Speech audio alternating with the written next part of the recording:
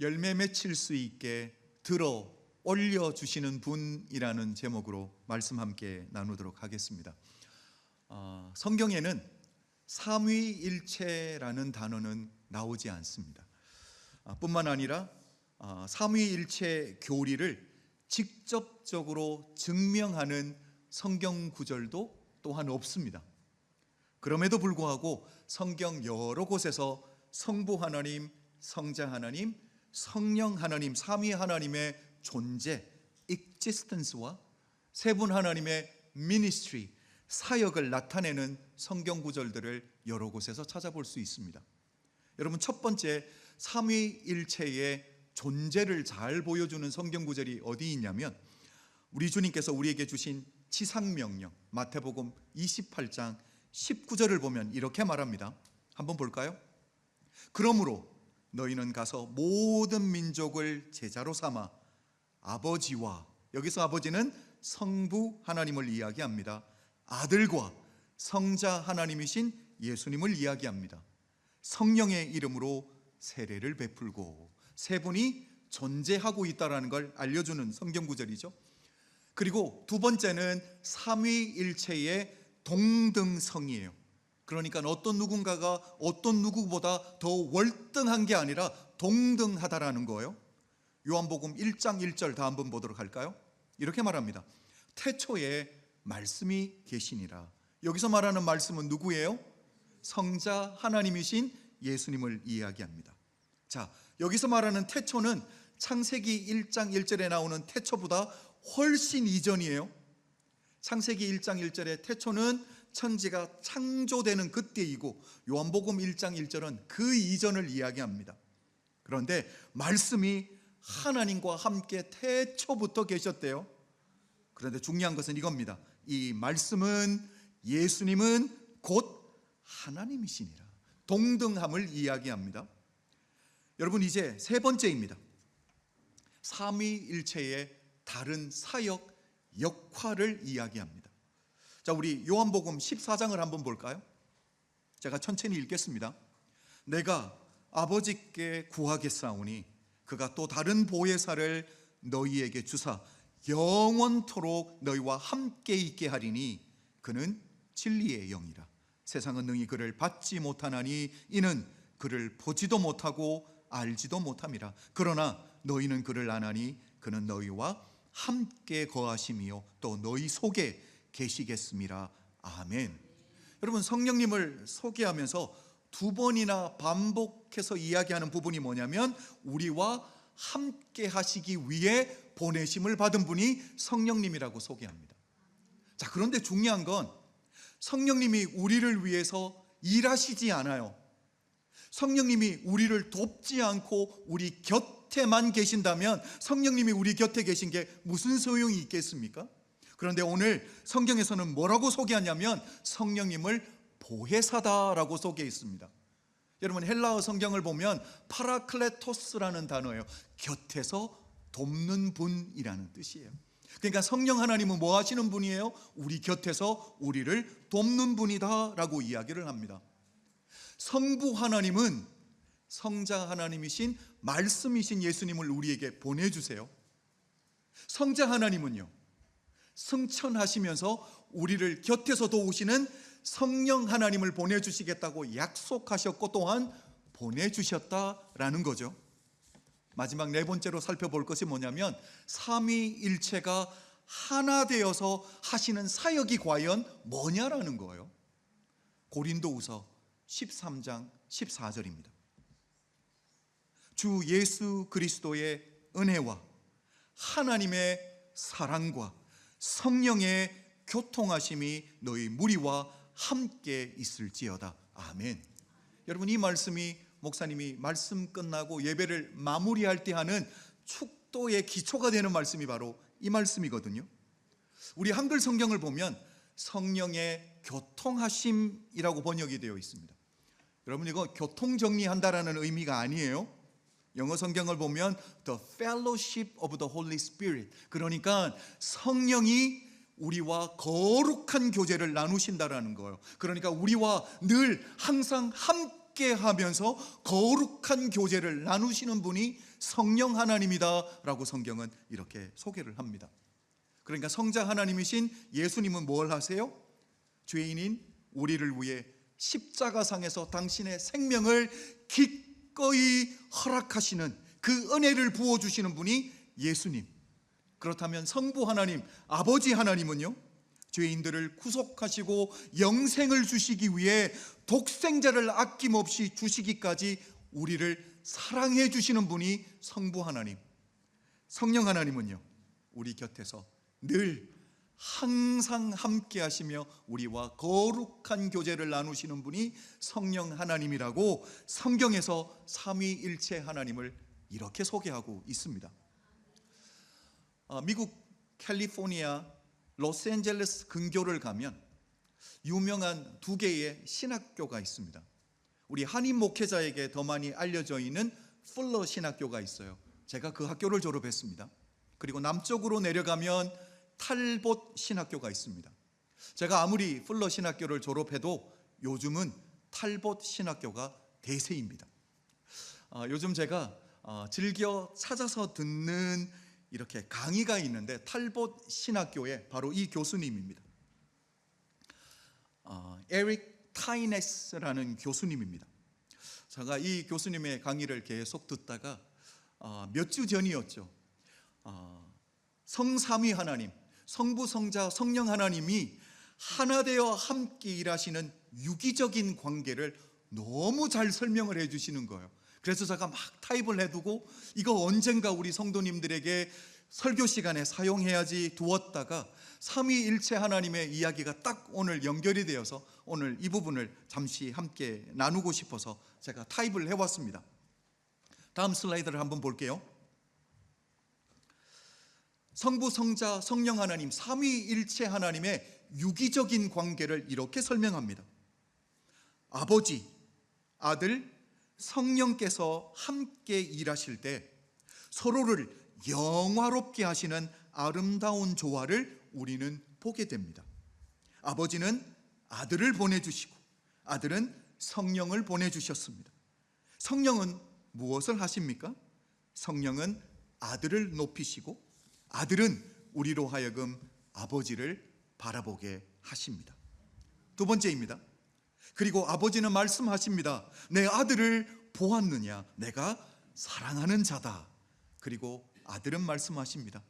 지상명령을 성취하기 위해 성령께서 능력으로 임하시기 전까지는 꼼짝도 하지 마라. 왜요? 성령의 임재 없이는 아무 일도 일어나지 않기 때문입니다 라고 이야기를 합니다. 그리고 또 이번에 세 번째 이렇게 말합니다. 삼위 하나님은 서로를 의지하라고 계속 말씀하십니다. 아버지는 우리를 아들께로, 아들은 우리를 성령께로 가리키십니다. 그리고 성령은 다시 우리를 아들께로 가리키시고 아들은 우리를 다시 아버지께로 가리키십니다. 마지막 이제 9절입니다.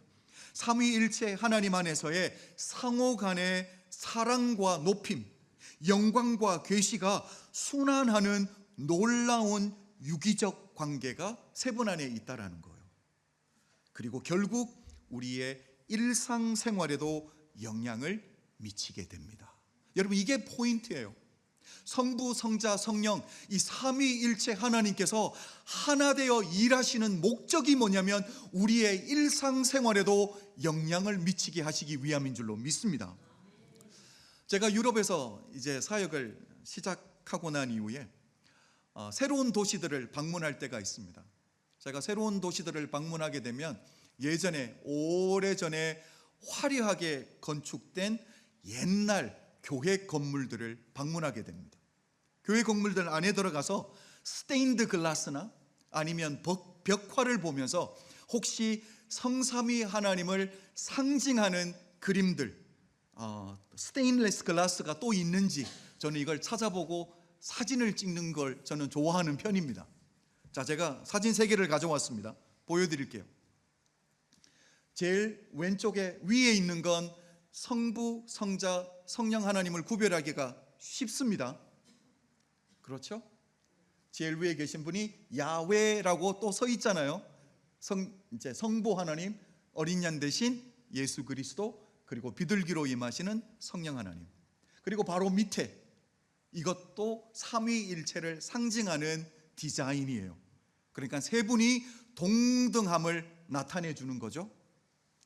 자, 마지막 오른쪽에 또 삼위일체 하나님이 계십니다.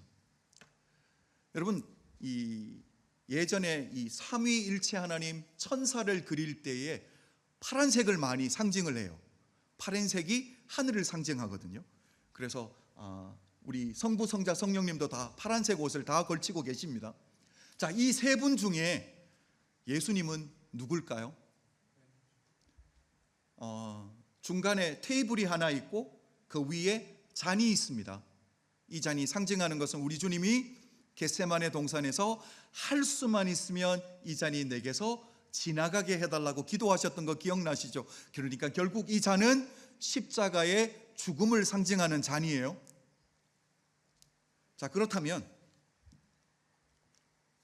예수님은 누굴까요? 예수님을 찾을 수 있는 방법이 있습니다. 세 분 중에 두 분의 손가락을 보면 한 분을 가리키고 계세요.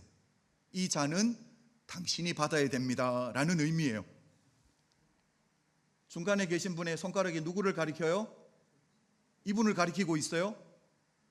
또 여기 계신 분의 손가락은 누구를 가리키고 계세요? 정면에 있는 분을 가리키고 계시죠? 그런데 이분은 손가락을 어떻게 하고 있습니까? 아래쪽으로 자기를 가리키고 있습니다. 그러니까 결국 여기에 계신 분이 예수님, 잔을 받으실 분이 예수님이다라는 것을 손가락을 통해 보여주고 있습니다. 여러분, 이제 그림 안 보여주셔도 돼요. 우리 삼위일체 하나님, 성부, 성자, 성령 하나님께서 이렇게 서로가 서로를 존중히 여기시면서 깊이 사랑하시고 서로가 서로를 높여주시고 서로가 서로를 영광 돌리는 이 아름다운 유기적인 관계, 서로가 하나 되어 함께 일하시는 이 유기적인 관계를 당신의 백성들에게 알려주시는 이유, 이렇게 당신의 백성들로 하여금 보게 하시는 목적이 있다면 뭘까요? 보게 하는 이유가 뭐예요? 우리들로 하여금 보고 따라하라는 거예요. 닮으라는 거예요. 그래서 마치 삼위일체 하나님 세 분께서 하나 되어 일하시듯이 당신의 백성들 역시 영적인 지도자들과 사회 각층의 지도자들과 일반 백성, 이 세 무리가 하나 되어 하나님께 영광 돌리고 또 그 힘으로 서로가 서로를 존귀히 여기며 사랑하는 하나님의 백성다웠게 살아가는 것이 우리 하나님 성부, 성자, 성령 하나님의 거룩한 꿈이었다라는 거예요. 그런데 호세아가 섬겼던 그 시절 북이스라엘의 영적인 상태를 보고 그 사회의 사회상을 보면 우리 하나님의 거룩한 꿈이 산산조각 나 있다는 걸 우리는 호세아서를 통해 볼 수 있습니다. 첫 번째, 영적인 지도자들은요, 우리가 이미 7절에서 보았죠. 우리 한번 띄워주시겠습니까? 7절에서 뭐라고 말해요? 선지자가 어리석었고 라고 말해요. 어리석었다라는 건 영적인 분별력이 흐려졌다라는 거예요. 영적인 분별력이 흐려지니까 하나님의 심판이 임했는데도 불구하고 깨닫지 못하니까 백성들의 영혼을 흔들어 깨우지도 못해요. 하나님 앞에 이끌고 가서 회개의 자리로 나아가지도 못하는 형편이 되었다라는 것. 두 번째, 나라의 지도자들은요, 15절을 보면 그들의 지도자들은 다 반역한 자니라. 여러분, 그러니까 하나님의 말씀에 목숨 걸고 순종하겠다는 지도자가 아무도 없는 거예요. 모두가 다 반역한 자다라고 이야기를 합니다. 그렇다면 일반 백성들은 또 어떻습니까? 1절을 보면 각 타작마당에서 음행의 값을 좋아하였느니라. 하나님이 주신 축복을 가지고 육신의 쾌락을 추구하는데 허비하고 낭비해버렸다라는 거예요. 그러니까 호세아 선지자가 섬겼던 그때가 하나님 보시기에 얼마나 악하고 부패했으면 우리 하나님이 9절에서 뭐라고 말씀하시냐면 기브와 시대와 같이 심히 부패한지라 라고 우리 하나님이 안타까워하시는 부분 우리 지난주에 살펴보았습니다. 그리고 오늘 본문 10절에 와서는 기브와 시대에 이어서 하나님께서 또 다른 하나의 사건을 말씀하시면서 이스라엘의 죄악됨을 지적하고 계세요. 우리 10절을 다시 한번 볼까요? 10절 이렇게 말합니다. 옛적에 내가 이스라엘을 만나기를 광야에서 포도를 만남같이 하였으며 너희 조상들을 보기를 무화과 나무에서 처음 맺힌 첫 열매를 봄같이 하였거늘 그들이 바알 부올에 가서 부끄러운 우상에게 몸을 들임으로 저희가 사랑하는 우상같이 가증하여 졌도다. 여기서 말씀하는 바알 부올의 죄는 우리가 지난주에 살펴보았던 9절에서 기브와 시대보다 훨씬 더 심각한 죄로 이스라엘 백성들에게 기억되는 하나의 사건이에요. 여러분, 이 사건이 얼마나 죄악되면 신약 성경의 유다서에서도 한번 다룹니다. 그런데 어떤 사건과 나란히 다루냐면 인류 역사상 최초의 살인을 했던 가인과 나란히 기록되는 게 바로 이 사건이에요. 그러니까 이스라엘 백성들에게 부패와 죄악됨을 이야기할 때 둘째 가라면 서러운 사건이 바로 바알 부올의 사건이라는 거예요. 여러분, 오늘 호세아 강의가 19번째 강의예요. 그런데 제가 2월 23일 네 번째 강의에서 바알 부올 사건에 대해서 제가 설명을 드렸기 때문에 디테일하게는 더 이상 이야기하지 않지만 요약을 하면 이렇습니다. 모압이 이스라엘과 전쟁을 하고 싶은데 이길 수 있는 방법이 없는 거예요. 왜? 하나님이 보호해 주시니까. 그래서 발람이라는 선지자를 돈을 주고 삽니다. 그래서 발람이 주었던 꾀가 뭐예요? 너희는 절대로 이스라엘을 못 이긴다. 이스라엘을 이길 수 있는 길은 하나다. 이스라엘로 하여금 범죄하게 만들어서 하나님이 이스라엘을 치게 하는 방법밖에 없다라는 거예요. 그래서 어떤 아이디어를 주냐면 우상을 숭배할 수 있도록 준비하고 모압의 아름다운 여인들을 준비해서 이스라엘 백성들로 하여금 우상 숭배하고 모압 여인, 이방 여인들과 음행하게 하면 하나님이 심판하실 거야. 여러분, 이스라엘 백성들이 그 꾀에 넘어가서 하나님의 징계를 받게 되는 게 바알 부올의 사건입니다. 여러분, 10절을 다시 한번 보여주세요. 여러분, 10절을 보면 우리 하나님의 마음, 불순종하고 타락하고 범죄하는 당신의 백성을 바라보시며 마음이 상하실 대로 상하고 깨어질 대로 깨어져 있는 하나님의 마음을 잘 보여주는 한 단어가 있습니다. 어떤 단어 같아요? 바로 10절을 시작하는 옛적에라는 단어예요. 그러니까 우리 하나님에게 옛적에 이스라엘은 어떤 존재였다고요? 두 가지를 이야기합니다. 첫 번째는 광야에서 포도를 만남 같다라고 이야기를 하셨어요. 옛적에는. 두 번째는요, 무화과 나무에서 처음 맺힌 첫 열매를 보는 것 같았다라고 이야기를 합니다. 여러분, 이 두 가지를 제가 좀 풀어드리려고 하는데, 첫 번째, 광야에서 포도를 만남 같이 기뻐하였다라는 것은 우리 성도님들이 읽기만 읽어도 금방 해석이 될 거예요. 여러분, 광야에 목이 마른데 물이 없는데 포도를 만났다. 이게 어떤 의미입니까? 갈증의 문제를 해결했다라는 거예요. 목마름의 문제를 해결했다라는 거예요. 그로 인해서 기쁨을 누리듯이 우리 하나님이 이스라엘 백성들을 볼 때 그렇게 기뻐했다라는 거예요. 범죄하기 전에 이스라엘 백성들을 볼 때 우리 하나님이 그렇게 기뻐했다라는 거예요. 마치 포도나무를 만나는 것 같이. 우리 성도님들 기억하시겠지만 우리 예수님께서 마태복음, 요한복음 15장을 보시면 스스로를 뭐라고 말해요? 나는 포도나무요 라고 말씀을 하십니다. 우리 요한복음 15장 5절 말씀 한번 볼까요? 우리 다 한번 읽어주십시오. 시작.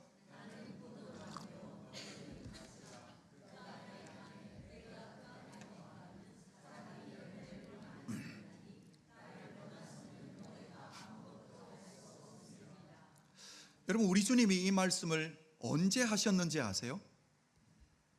바로 십자가에 못 박히시기 하루 전날 제자들과 최후의 만찬의 자리에서 우리 주님이 마치 유언과 같이 주셨던 말씀이에요.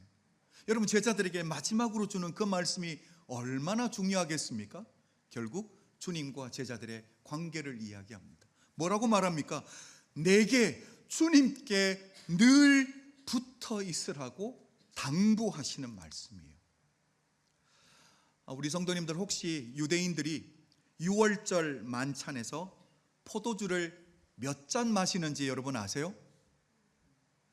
유월절 만찬에서는 포도주를 4잔 마시는 게 이스라엘의 전통입니다. 이렇게 4잔을 마시게 된 배경이 뭐냐면 출애굽기 6장에 있는 말씀이에요. 여러분, 제가 한번 읽어드릴게요. 6절부터 8절입니다. 그러므로 이스라엘 자손에게 말하기를, 나는 여호와라.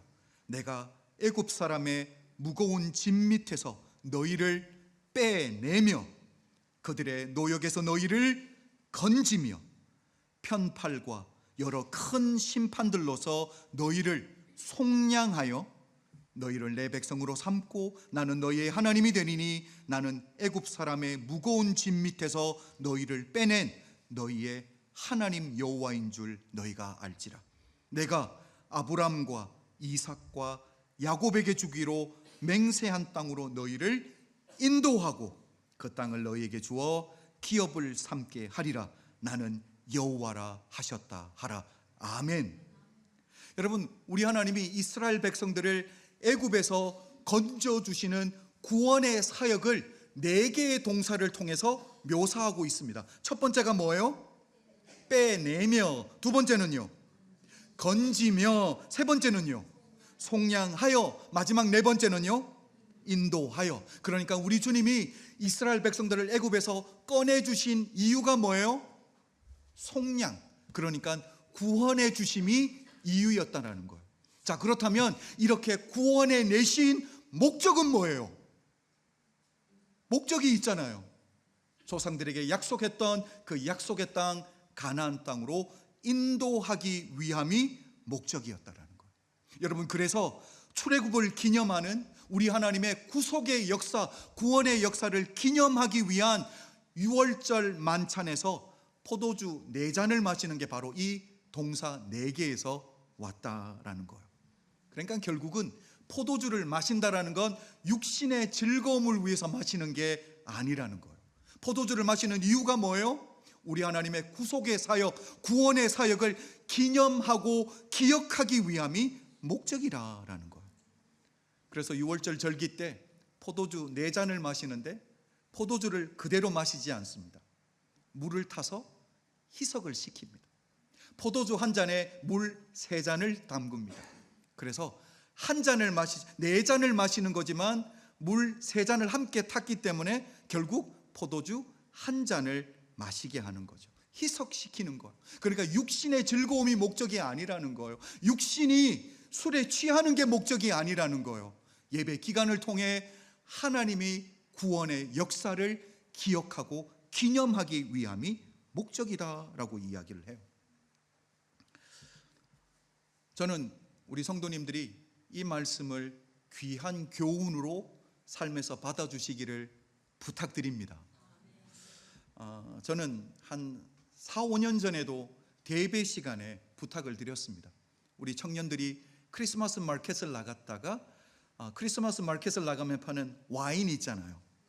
와인을 마셨다라는 이야기를 들었기 때문에 혼자 나가서, 커플이 나가서 기념하며 마시는 거 저는 막지 않습니다. 그런데 교회 모임에서 청년들이 함께 나가 알코올을 마셨다라는 것, 저는 그건 이해할 수 없습니다. 저는 그건 안 됩니다. 우리 주님이 유월절 잔치에서 포도주를 마신 건 하나님의 구원을 기념하기 위해서 마신 것. 여러분, 혹시 술을 마실 때 하나님의 구속의 역사를 기념하기 위해서 한 번이라도 마셨던 적이 있습니까? 부탁드립니다. 어떤 이유이건 저는 우리 교회 프랑크푸르트 은혜교회 성도님들이 모이는 그 자리는 술이 아니 나왔으면 좋겠습니다. 부탁드립니다. 죄송합니다. 어려운 부탁드려서. 여러분, 최후의 만찬에서 우리 주님께서 주신 말씀 중에 그 당시에 포도나무를 기르는 이 재배법을 이해하지 못하면 주님이 주신 말씀 중에 오해하기 정말 쉬운 말씀이 한 가지가 있습니다. 여러분 한번 생각해 보십시오. 포도주, 와인을 만드는 포도나무가 있어요. 포도나무의 가지는 똑바로 잘 자랍니까? 아니면 휘어지면서 자라면서 땅으로 처지게 됩니까? 그래서 가지가 땅으로 처지지 않기 위해서 옆에 구조물들을 함께 세웁니다. 그래서 가지들이 들리게 하는 거죠. 왜냐하면 가지가 땅으로 쳐져서 땅에 닿게 되면 땅의 습기 때문에 나무가 썩어요. 그래서 과일을 맺히지 못한다라는 거죠. 그런데 이 성서시대, 예수님 시대에는 이 가지를 받쳐줄 수 있는 이 구조물을 세울 수 있는 나무들이 아예 부족했던 거예요. 그러니까 가지가 자라게 되면 어떻게 될까요? 자연스럽게 땅으로 내려가게 되겠죠. 그래서 땅에 닿게 되면 땅의 습기 때문에 가지는 썩게 되고 열매를 맺지 못하게 된다라는 거죠. 여러분 이걸 고려하고 15장 1절과 2절을 다시 한번 보셔야 돼요. 우리 1절과 2절 다시 한번 볼게요. 제가 한번 읽어드리겠습니다. 나는 참 포도나무요 내 아버지는 농부라. 무릇 내게 붙어 있어 열매를 맺지 아니하는 가지는 아버지께서 그것을 제거해 버리시고 무릇 열매를 맺는 가지는 더 열매를 맺게 하려 하여 그것을 깨끗하게 하시느니라. 여러분 우리가 앞에서 이미 5절을 보았습니다. 5절에서는 뭐라고 말해요? 가지인 우리가 주님께 붙어 있으면 열매를 많이 맺힌다고 말씀을 했어요. 그런데 2절에 와서는 가지인 우리가 주님께 붙어 있는데도 불구하고 열매를 맺지 못하게 될 때는 농부이신 아버지께서 그 가지를 제거해 버리신다라고 이야기를 하고 있습니다. 여러분 같은 요한복음 15장이에요. 2절의 말씀과 5절의 말씀이 상충되고 있습니다. 이걸 어떻게 풀어야 되겠냐라는 거예요. 여러분 앞에서도 말씀드렸지만 그 시대, 성서시대, 예수님 시대의 포도 농사법을 이해하지 못하면 잘못된 해석을 할 수밖에 없다라는 거예요. 여기서 우리 한글 성경에서 제거해 버린다라고 번역된 이 단어를 헬라어 원본 성경을 보면 아이로라는 단어를 쓰고 있습니다. 이 단어는 두 가지 뜻이 있어요. 첫 번째는 우리 한글성에서 번역한 제거해 버린다, 영어 성경을 보면 cut off, 잘라버린다라고 해석이 가능합니다. 그런데 두 번째 뜻이 또 있습니다. 그게 뭐냐면 lift up이에요. 그러니까 들어 올려주는 거예요. 여러분 그래서 이 아이로라는 단어가 나오면 문맥상 텍스트 안에서 전체적인 흐름을 통해 어떤 단어로 해석해야 될지를 구별해낼 수 있어야 되는 거예요. 자, 오늘 본문도 두 가지 해석이 가능해지는 거죠. 밑바닥에 땅에 가지가 닿아서 땅의 습기로 인해 그 가지가 썩어서 열매를 맺지 못하면 cut off, 농부 대신 하나님이 잘라버린다라고 해석을 하게 되면 우리 하나님의 심판의 말씀이 되는 거예요. 그러나 똑같은 단어이지만 lift up, 들어 올려 주신다라고 해석을 하면 농부 대신 우리 하나님이 우리로 하여금 가지된 우리가 열매를 맺힐 수 있는 최상의 컨디션으로 만들어주기 위해 가지를 들어 올려 주신다라고 해석을 하게 되면 이건 우리에게 은혜의 말씀이 되는 거예요. 자, 우리 예수님께서 이 말씀을 처음으로 오리지널로 주실 때에는 어떤 의미로 주셨을까요? cut off일까요? 아니면 lift up일까요? 그렇죠. 문막상의 바른 번역은 lift up, 들어 올려 주시는 거예요.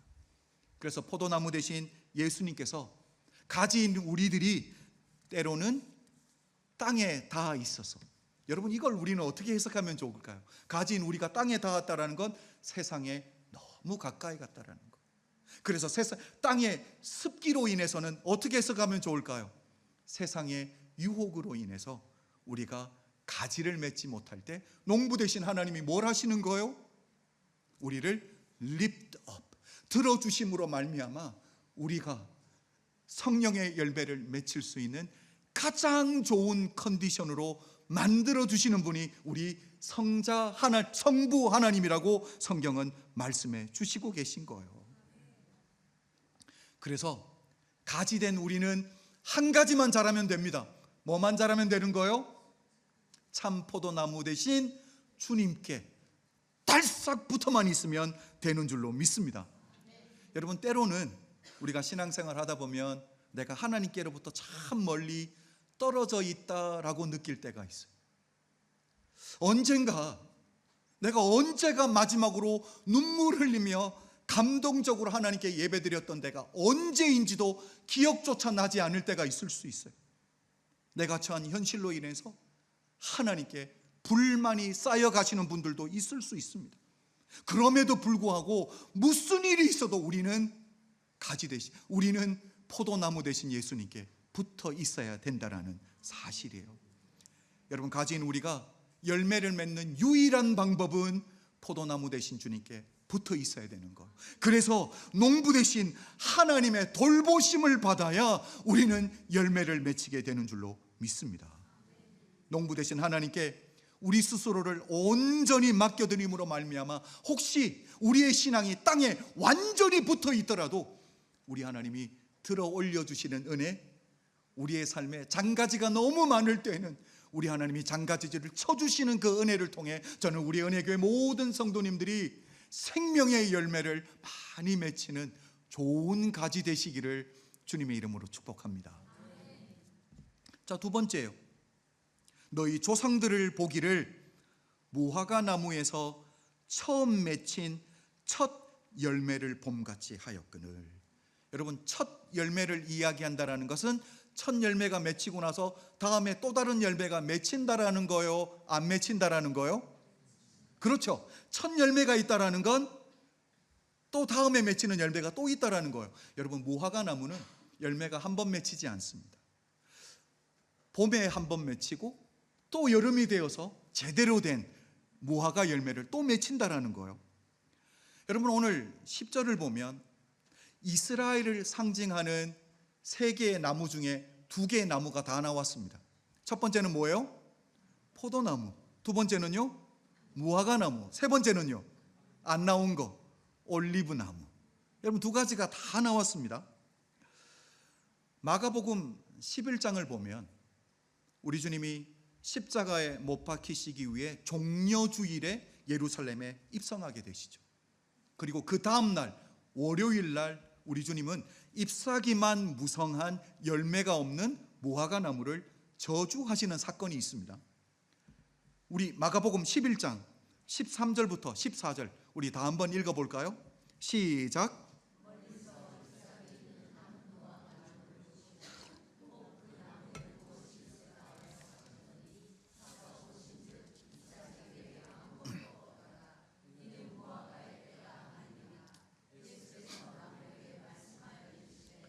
이제부터 영원토록 사람이 네게서 열매를 따먹지 못하리라 하시니 제자들이 이를 듣더라. 여러분, 무화과의 때가 아니래요. 그러니까 무화과 시즌이 아니어서 열매가 없는 건 당연한 일인데 예수님께서 열매가 없다고 무화과 나무를 저주하셨다라는 거예요. 여러분, 우리 주님이 이렇게 하신 이유가 뭐예요? 이렇게 어떻게 보면 비상식적이고 비이성적인 일을 행하신 이유가 뭘까요? 우리 주님이 왜 이렇게 하셨어요? 이 말씀 역시 이스라엘 땅에서 무화과 나무의 열매가 어떻게 맺히는지를 이해하지 못하면 해석을 참 잘못할 수 있다라는 것. 여러분, 이스라엘에 여름의 대표적인 과일이 네 가지가 있습니다. 8월에 맺히는 포도가 있습니다. 9월에는 석류가 맺혀요. 그리고 10월 달에는 올리브가 맺히고요. 11월 달은 마지막으로 대추 야자 열매가 맺힙니다. 자, 그러니까 대추 야자 열매가 맺히는 11월부터 다음 해에 또 다른 열매가 맺힐 때까지는 여러분, 부자들은 과일들을 말려서 겨울 내내 먹습니다. 그러나 가난한 소상민들은요, 일반 백성들은요, 과일을 먹을 수 있어요, 없어요? 먹을 수 없다라는 거예요. 무화과 나무의 특징이 뭐냐면, 여러분, 6월절이 몇 월 달에 있습니까? 이렇게 물으니까 헷갈려 하시네요. 부활절이 몇 월 달에 있어요? 3월이나 4월이에요. 그렇죠? 6월절이 있는 4월의 무화과 나무는 첫 열매를 맺힙니다. 그리고 여름이 되어서 두 번째 열매를 맺히게 됩니다. 그런데 첫 열매와 여름에 맺히는 두 번째 열매를 부르는 이름이 달라요. 6월절쯤에 맺히는 첫 열매를 파게라고 부릅니다.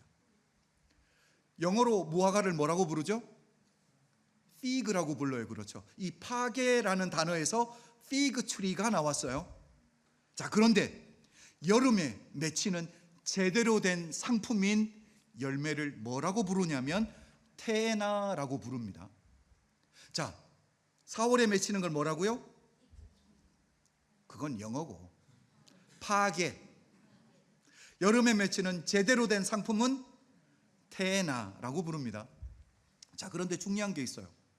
6월절쯤에 맺히는 이 파게의 열매는 여름에 맺히는 열매보다 사이즈가 작습니다.